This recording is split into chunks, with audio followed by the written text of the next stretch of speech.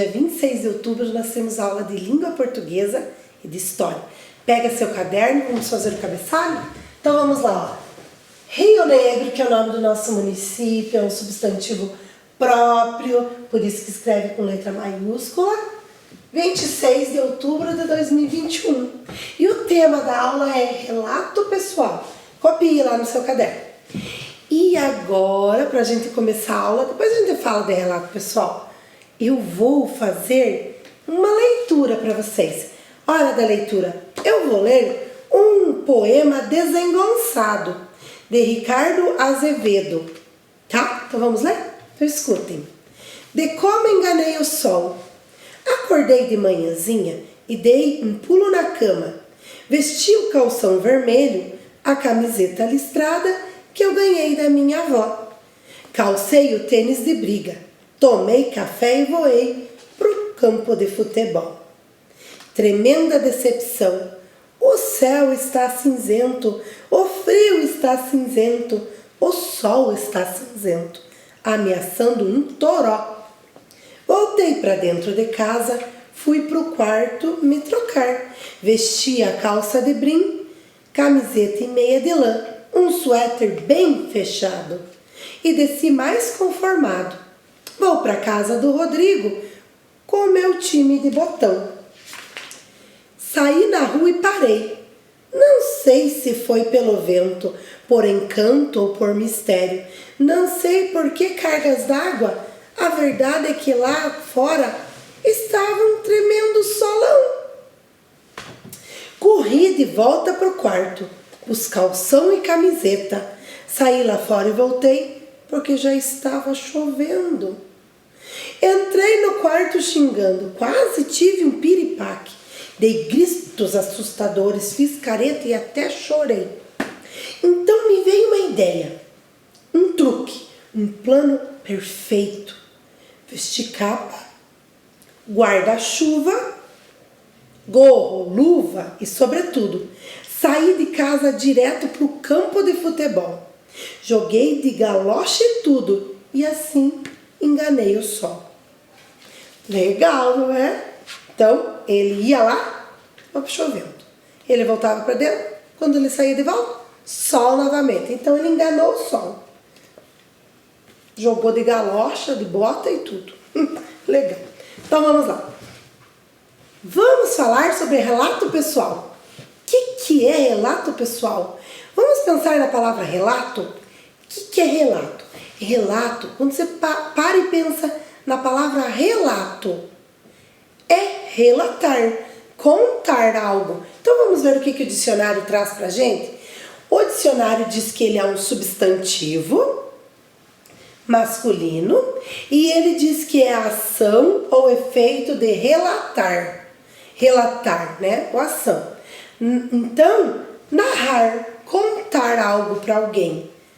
Então, um relato de uma experiência, de um acontecimento, de algo da tua vida. Se é pessoal, é seu, é meu. O relato pessoal é da gente, né? Então vamos continuar aqui. Quando que nós fazemos relatos? Você faz relato? Faz sim. Você faz relato todos os dias. Quando você conta as suas experiências. Por exemplo, quando você chega de um passeio e conta para alguém como foi esse passeio. É um relato, você está relatando. Quando você vai na casa da sua avó e aí chega em casa e conta para a mãe o que você comeu lá, é um relato. Ou quando os seus pais chegam em casa, seus avós, quem cuida de você chega em casa e você conta como foi as suas aulas online, se você fez tudo certinho ou não, ou qual a sua dificuldade, você está relatando, está contando. Então a gente faz relato todo dia. O desenho que você assistiu, um filme que você assistiu, uma brincadeira que você fez, né? Olha aqui um exemplo de um relato. Eu trouxe aqui um relato que é Querido Diário, diz aqui. É um relato que uma pessoa fez, ó, Joana Lopes, dá pra ver ali embaixo. Ela que assinou. Ela fez esse relato no diário dela, né? Então eu vou ler só o comecinho, ó. Hoje foi um dia muito especial para mim. Depois de muito tempo, reencontrei minha melhor amiga. A Vanessa. Fomos fazer o que mais amávamos na nossa infância. Tomar sorvete na sorveteria na esquina da nossa antiga escola. Vejam, se ela foi fazer algo que mais amava na infância, significa que ela não é mais criança. Provavelmente ela é jovem ou adulta, né? Uma adolescente ou adulta, não é mais criança. Então elas gostavam de tomar sorvete e elas se encontraram, foram repetir algo que elas gostavam de fazer. Então vejam que aqui a Joana está relatando no diário, é pessoal, não quer dizer que alguém vai ler. Talvez ninguém vai ler, talvez só ela um dia, né? Então vejam como é legal. Você já parou para pensar que você pode ter um diário e contando o que acontece no seu dia a dia? É bem interessante isso. Porque às vezes a gente tem experiências que a gente esquece. E quando a gente tem um diário, a gente anota. Daqui 1 ano, 2, você olha lá. Ah, é mesmo! Foi esse dia que eu fui passear em tal lugar. Bem legal. Faça um diário. Pode ser um caderninho normal. Não precisa comprar um diário chique assim. Pode ser um caderninho. O seu diário, aí você guarda. A não ser que você queira mostrar para alguém, né? O diário é teu, você não precisa mostrar. Então, você que decide aí com a tua família. Então, existem vários tipos de diário, de relato. Ali é num diário, mas aqui nós temos outros tipos. Então, o relato pessoal é um gênero textual. Agora, nós vamos ler um relato que tem no livro de português seu, que é Monstros Dentro da Gente. Olha lá na apostila, abra na página lá e vamos ler juntos? Então vamos lá. Monstros Dentro da Gente? Então vamos ver o que é. Assistindo ao programa Que Monstro Te Mordeu, da TV Cultura. Crianças, Monstro Te Mordeu era um programa que passava na TV Cultura. Então esse relato foi feito quando ainda passava. Então vamos lá. Assistindo ao programa Que Monstro Te Mordeu, da TV Cultura, cheguei à conclusão de que todos nós temos muitos monstros dentro da gente. São os nossos sentimentos ruins, como raiva, egoísmo, ciúmes, inveja, etc. Os monstros ficam guardados. Em algum momento, eles aparecem e nos fazem sentir mal. Para um monstro crescer, temos que alimentar o sentimento ruim.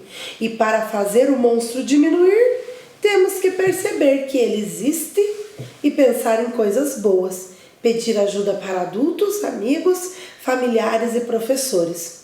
Outro dia, um monstro cresceu dentro de mim, quando minha mãe mandou eu parar de jogar videogame. Naquele momento a raiva cresceu. Cresceu tanto que eu respondi para ela. Meu irmão veio conversar comigo e aos poucos a coisa ruim foi diminuindo. Pedi desculpas para minha mãe e o sentimento desapareceu. Fiquei aliviado.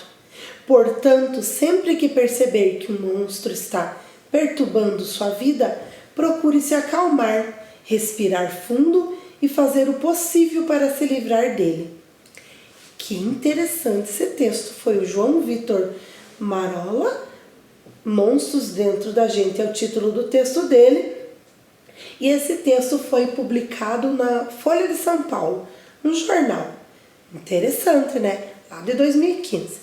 Então, crianças, a fonte desse texto é muito importante. A fonte é ali onde diz o nome do menino que fez, ou do homem, né? E onde foi tirado esse texto. Esse é um relato da vida dele, de algum momento da vida dele, um momento que ele sentiu raiva lá, porque a mãe dele disse para ele parar de jogar videogame. Você já sentiu isso? Você tem monstros dentro de você? Claro que tem, todos nós temos esses monstrinhos dos sentimentos dentro da gente, né? Às vezes a gente deixa explodir, e às vezes a gente vai acalmando ele. Então, é tudo você aprender a controlar esses monstrinhos. Olha lá, ó, uma imagem do programa que tinha lá na TV Cultura, Que Monstros Te Mordeu. Legal. Ouvi dizer que tem em alguns canais pagos, né? Mas agora já não encontramos mais na TV Cultura. Olha lá que legal, veja os monstrinhos lá atrás. Que monstro te mordeu? E você? Que monstro te mordeu hoje? Qual o monstrinho que está aí agora nesse momento? Então você vai fazer o teu monstro dos sentimentos. Olha lá o monstrinho. Como você está se sentindo agora? Se você está se sentindo bem, também é um sentimento, né? Não precisa ser só sentimento ruim. Então eu quero que você crie o seu próprio monstro dos sentimentos, conforme você está se sentindo nos últimos dias. Não só agora, nos últimos dias. Como que você mais está se sentindo? Então você vai fazer o seu monstro. Observe que o nosso monstrinho ali não tem rosto, porque é você que vai criar. Ele não está de costas, ele está de frente. Então você vai fazer o seu monstro como você quiser.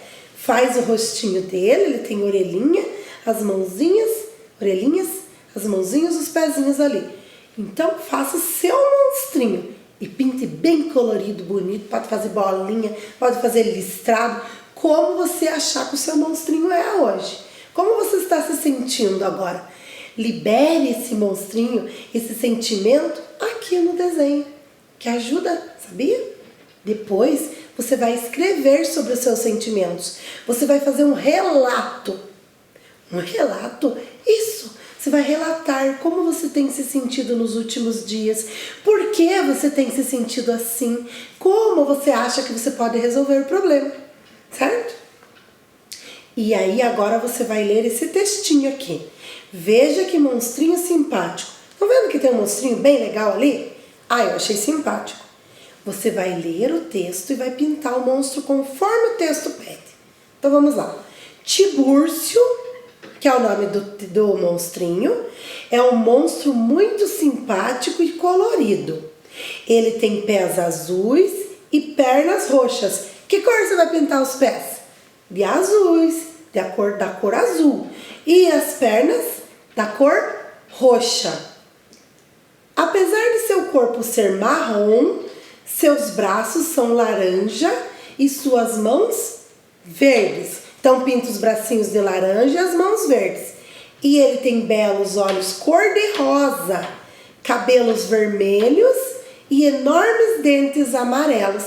Então agora você vai fazer essa atividade, o gênero textual. E a gente vai para a próxima aula.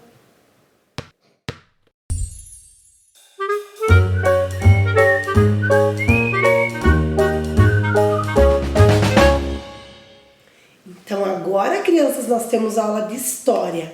Em história nós vamos fazer uma avaliação agora. O tema da avaliação é ocupação da terra e colonização. A gente falou bastante sobre ocupação da terra e colonização. Então o que você vai fazer? Você vai ler um texto e vai resolver as atividades. Então preste atenção lá. Acompanhe aqui no slide que eu vou lendo com vocês e vou ajudando. Então vejam lá. Leia o texto Os Imigrantes em Rio Negro, da aula de 5 de outubro na apostila, e responda as questões. Então, você vai pegar a sua apostila, hoje é 26 de outubro, mas você vai lá na parte que tem da data de 5 de outubro e vai ler o texto. Qual texto? Esse aqui. E em cima desse texto eu fiz algumas questões. Claro, não é só sobre esse texto, mas em cima dele tem. Então vamos ler juntos. Olhem que eu trouxe o texto com a aula do dia 5 de outubro. Mesmo que hoje é dia 26, é porque você vai responder algumas sobre essa atividade aqui. Então vejam lá. Os imigrantes em Rio Negro. Vou ler junto com vocês. Imigrantes são pessoas que saem do país onde vivem para morar em outro. Então, ali é a definição de imigrante. Imigrante é quem sai do seu país para ir morar em outro, tá? Para Rio Negro, vieram imigrantes que saíram da Alemanha, da Polônia e da Itália. E antes, crianças, veio também algumas outras, mas o texto está trazendo isso. Da Alemanha, da Polônia e da Itália. Há mais de 170 anos, aqui chegaram os primeiros imigrantes. Eram 20 famílias alemãs. Com o tempo, mais famílias foram chegando. Alemães, bucovinos, poloneses, italianos. junto com outras famílias que já viviam aqui. Foram fazendo o progresso do lugar. A principal atividade dessas famílias era a agricultura. Plantavam milho, batata, feijão, mandioca e outros alimentos. Aqui chegaram também famílias de outros estados do Brasil, que são chamados de migrantes. Imigrantes, que vêm de outro país para cá. Migrantes é que quando é de dentro do próprio país, mas muda de estado.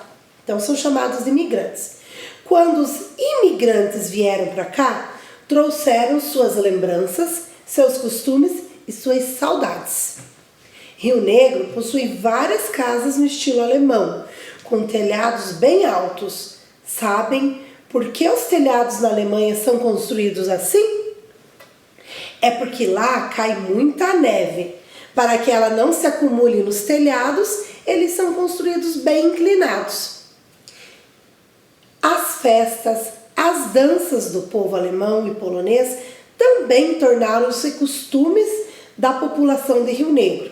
Aprendemos também vários tipos de comidas típicas desses povos. Uma delas é o alusk, não é só esse.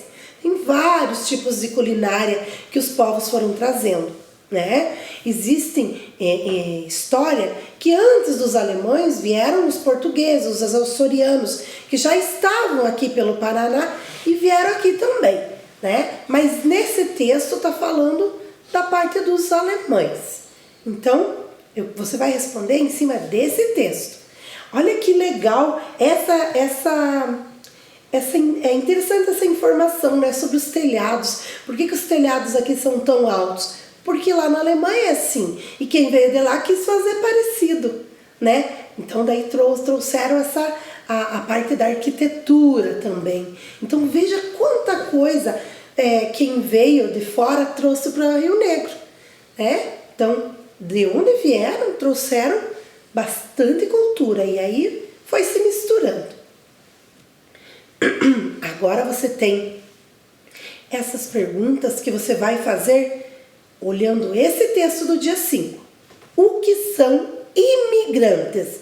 Presta atenção que tem o I na frente. Imigrantes, está lá no texto. Bem fácil, não é? 2.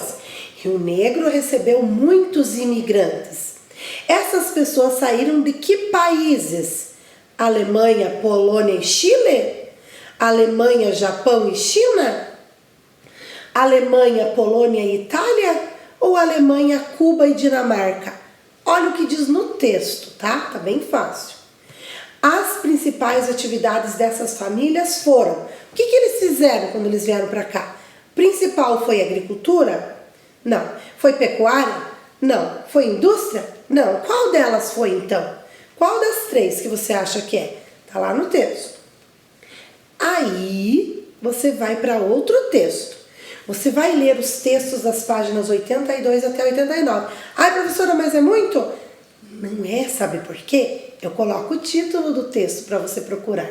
Ah, eu sou boazinha, não é? Então vejam lá. 4. A ocupação da terra e a colonização. Então você vai procurar as respostas nessa parte, no texto que tem o título. A ocupação da terra e a colonização. É ali que está a resposta, então presta atenção. No Brasil, alguns aristocratas receberam lotes de terra. Eles eram chamados de... Eles receberam. Então, eles eram doadores, donatários, donos ou recebedores. Eles eram chamados do quê? Vá lá nessa parte do texto, lá onde diz a ocupação da terra e a colonização, e veja onde é que fala sobre os aristocratas que receberam terras. Eu expliquei num vídeo aí também. Então vejam lá. 5. Os donatários podiam distribuir o direito de uso de terras a algumas pessoas. Essas terras doadas eram chamadas de... Do que era chamado? Eles recebiam e podiam doar o uso da terra. Essa terra que eles doavam eram chamadas de doações, sesmaria, aquisições ou roças. Tá lá nesse texto. 6. A Confederação dos Cariri. Então você vai olhar lá na revolta dos Cariris, que são os índios lá. A Confederação dos Cariris foi criada para lutar contra os colonos que queriam tomar as terras dos indígenas, que viviam perto do Rio Paraíba e Rio São Francisco. Os indígenas foram derrotados. É fato. O que aconteceu com os índios que sobreviveram? Então, a revolta dos Cariris foi uma revolta que os indígenas fizeram por algum tempo, lutando contra os colonos, porque os colonos estavam tirando suas terras. Mas os indígenas foram derrotados, só que alguns sobreviveram. O que aconteceu com esses que sobreviveram? Foram libertos? Foram mandados para a mata? Foram catequizados ou escravizados? Ou foram salvos por outros povos? Qual dessas respostas está lá no texto? Olha lá o texto, onde é que se procura? A ocupação da terra e a colonização. Não esqueça do donatário. Olha os temas ali, ó. Se você prestar atenção nessas palavras, você acha a resposta. 10. Olha lá que eu mudei o tema. A cafeicultura e a formação da população. Onde você vai procurar? Vai continuar lá naquele texto que fala dos cariris? Não. Você vai procurar onde diz a cafeicultura e a formação da população. Porque senão é muita coisa para você ler. Assim eu dou lugar para você procurar. Não é mais fácil? É, né? Letra A. Com a proibição do tráfico de escravizados vindo da África, os fazendeiros começaram a comprar escravizados no Brasil. Qual a região do Brasil que essas pessoas foram compradas? Então vejam, não podia mais vir escravizados da África, né? Não podia entrar de fora no Brasil, mas no Brasil ainda tinha. Então, esse não vinha de fora, mas tinha ali. Aonde que eram comprados? Está lá no texto. B. O governo começou a incentivar a vinda de imigrantes para o Brasil. Os imigrantes que chegaram eram de várias nacionalidades. Quais eram? Então pense. Veja lá no texto que fala, tem uma imagem do lado, fala lá da onde que vieram os imigrantes para o Brasil. Não só para Rio Negro, crianças, para o Brasil. Então tem alguns povos que vieram de alguns países que não vieram para Rio Negro, mas vieram no Brasil. Então veja lá no texto. C. Um grande número de imigrantes foi enviado para trabalhar nas fazendas de café de São Paulo. Quais eram as condições de trabalho oferecidas aos trabalhadores? Então vejam, quando acabou a escravidão, que vieram os imigrantes para trabalhar, esses imigrantes, um bom tanto, foram enviados para trabalhar nas fazendas de café. Só que, qual era a condição de trabalho deles? Era boa? Era ruim? Eles sofriam? Não sofriam? Então é isso que vocês vão colocar. Como que eram as condições de trabalho? Se os patrões tratavam bem, pagavam bem ou não, tá? Então lá, ó, tema, a cafeicultura, e você vai procurar lá, ó, a cafeicultura, procura no texto. E agora você faz a tua avaliação lá com bastante capricho e até a próxima aula. Tchau!